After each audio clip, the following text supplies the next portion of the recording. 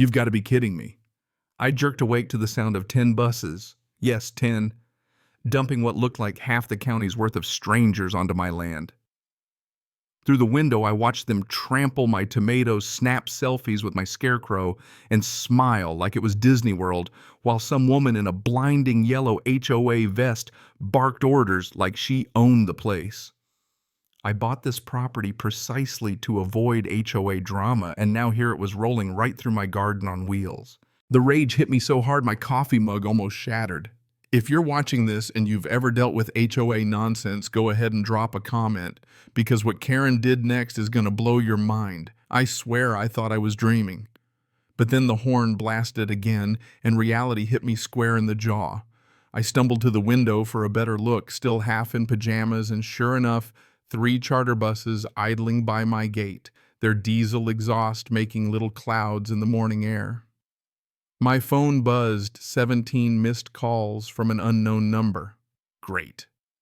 I yanked on my Oakwood high windbreaker, grabbed my old notebook, and headed down the gravel drive cameras I'd installed last week, finally about to earn their keep. Wedged in my gate was a glossy flyer Maplewood Community Garden Tour, $25 per person.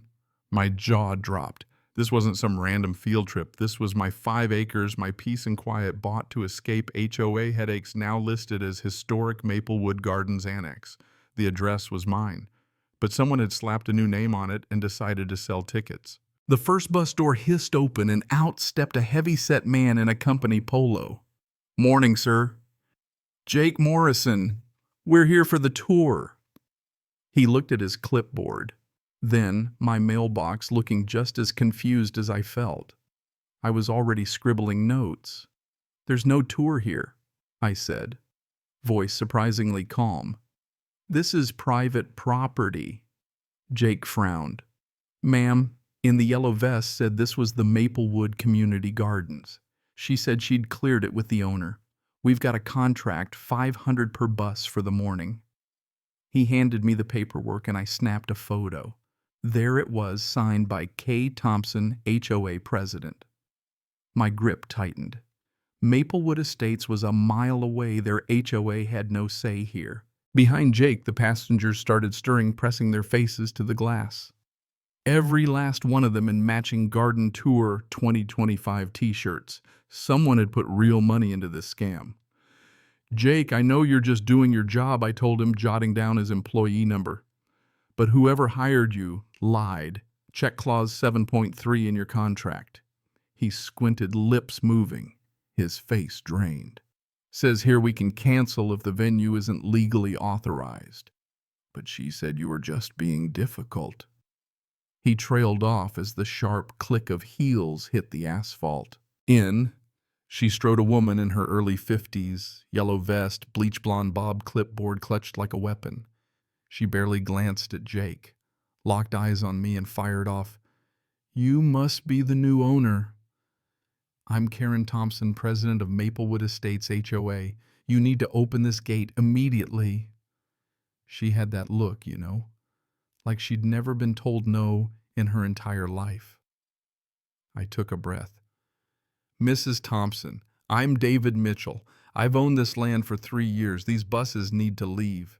She just waved her clipboard. "Permit 2847 grants us access to all green spaces for community beautification.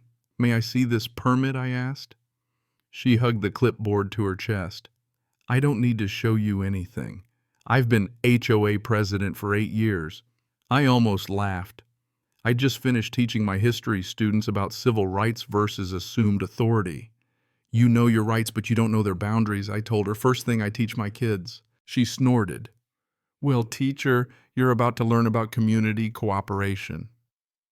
Right then, her crowd started filing off the buses, stretching, snapping photos, one even aiming a telephoto lens at my greenhouse. Brochures in hand, garden beds on the cover, my garden beds. Karen had built an entire fiction around my property. Jake sidled close.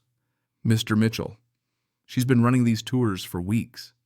She tells everyone you're just a caretaker, refusing to cooperate with the Historical Society. She's collected thousands in ticket sales."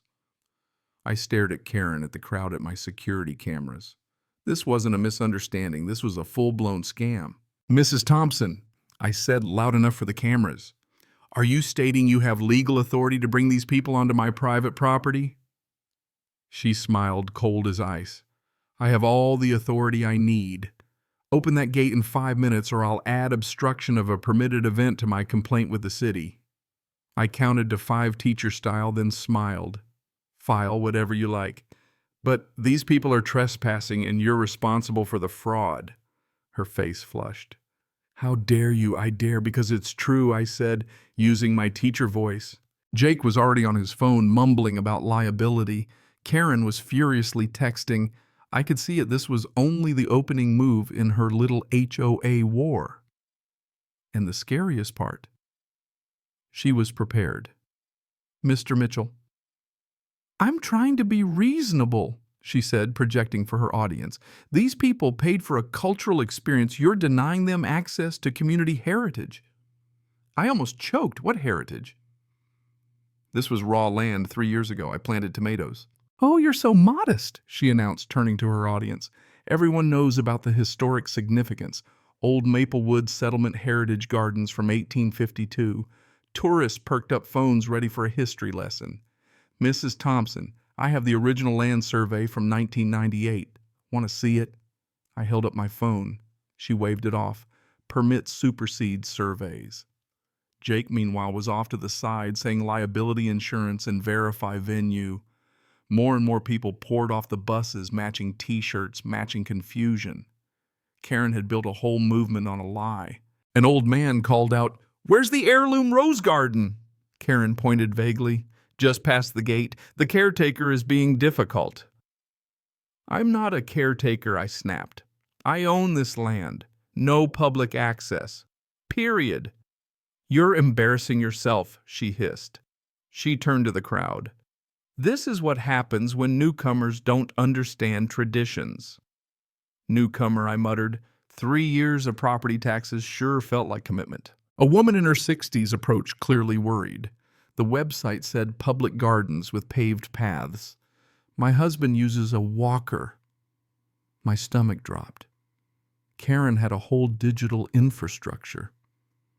Ma'am, you've been misled, I told her gently. This is private property. No public access. Her face fell.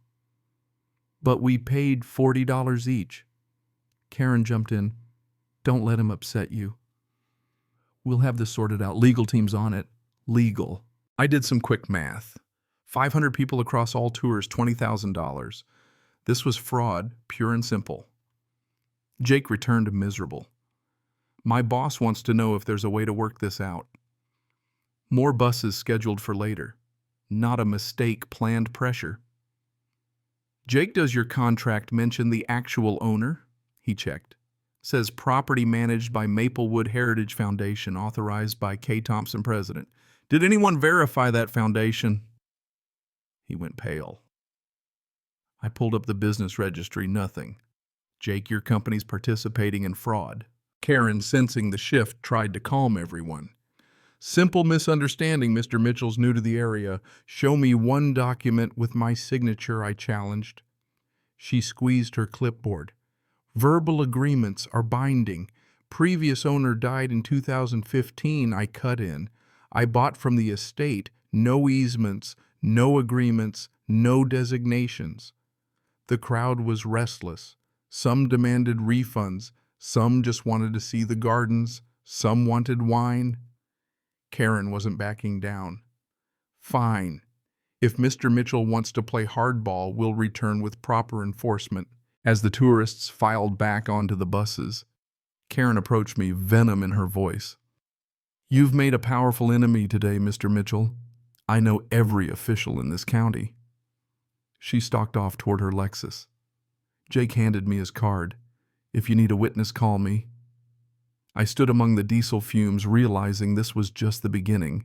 Monday brought 47 emails, some polite, most angry. The crown jewel, a formal notice from Karen CC to half the town accusing me of antisocial behavior and destroying community spirit. By noon, the school lounge buzzed with whispers. Did you really threaten seniors? There were Facebook posts with my picture cropped to make me look angry. Flyers went up on every telephone pole petition to designate 12047 Oakwood as community green space. Drone footage, slick website, 300 signatures in 2 hours. Then Dorothy Harper knocked on my door, a manila folder in hand. "Karen Thompson is a piece of work," she said, sliding into my kitchen chair like she owned it. She showed me clippings, court documents. She did this to the Wilsons' black family nice folks. She ran garden tours through their yard, then code violations, petitions, harassment, drove them out. Same with the Petersons. Pool area historic spring, suddenly code enforcement every week. Karen's got connections, donors, friends in the permit office, a nephew at the paper. But I kept everything. 40 years as a court clerk. My phone buzzed. The principal wanted to see me. Dorothy smiled. "She's targeting your job, but I've got every document, every shady vote." Suddenly I had an ally. Saturday dawned with 10 buses in formation, Karen in a red power suit, megaphone in hand. 500 people wearing Maplewood Heritage Festival shirts, carrying gardens for all signs, including families, elderly, even what looked like hired protesters. She turned a scam into a movement. "Welcome to the annual Maplewood Heritage Festival," she bellowed, celebrating our history. My live stream was already at 5,000 viewers. Chaos erupted. Groups tested my fences, set up pop-up tents, massive speakers, coolers of wine. Kids pointed at my strawberry beds. I called 911. 500 trespassers. The dispatcher sighed. "Officers are delayed, major accident on Highway 12. ETA 40 minutes. Karen's camera crew set up shots." Jake appeared apologizing. "She paid triple, told my boss, the city approved it." Hired a documentary crew. Karen played to the cameras 5 acres, generations of heritage. I kept recording. Then I noticed volunteers passing out feedback cards with Maplewood Gardens Preservation Society, 501c3. She created a fake nonprofit. This was enterprise-level fraud. A news van pulled up.